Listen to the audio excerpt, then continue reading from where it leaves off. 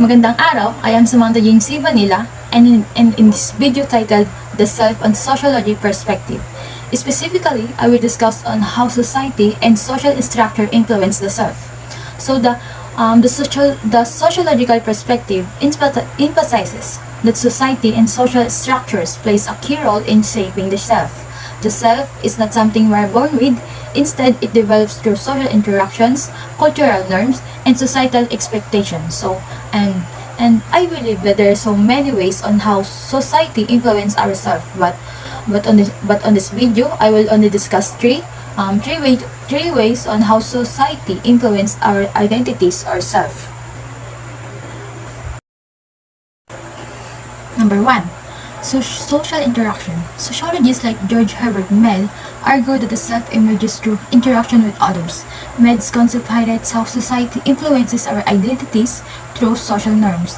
The me, this reflects how we think perceive us and guide our behavior to align with societal expectation, while also allowing for personal expression and creativity, or the I. And this balance helps individuals navigate their roles within society while also asserting their unique identities. Number 2. The looking glass self.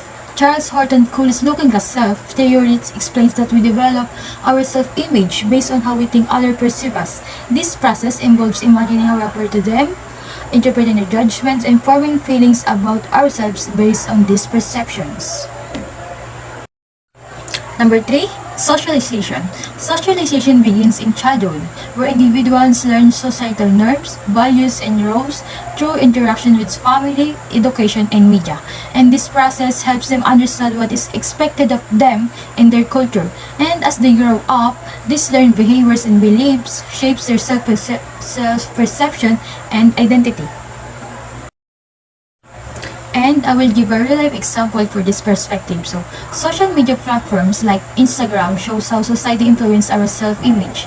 Users often create their profiles to meet societal standards of beauty, success, or popularity, which can lead to comparing themselves with others. This behavior reflects on Charles Horton Cooley's looking glass self, where individuals seek validation from others, and George Herbert Mead's the me, which represents internalized social expectations. So, as a result, the pressure to represent an idealized version of oneself online can significantly affect our self-esteem and identity.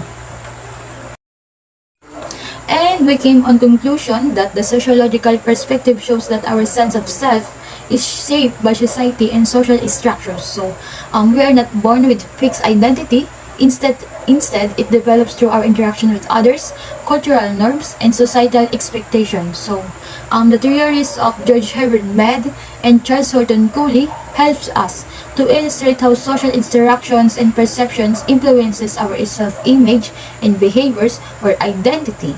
And in today's world, especially with the rise of social media, these influences are even more pronounced as people often create their identities to fit societal standards, impacting their self-esteem and sense of belonging. And thank you for watching. This is again Samantha Jing C. Vanilla from FSM 1B1. Thank you.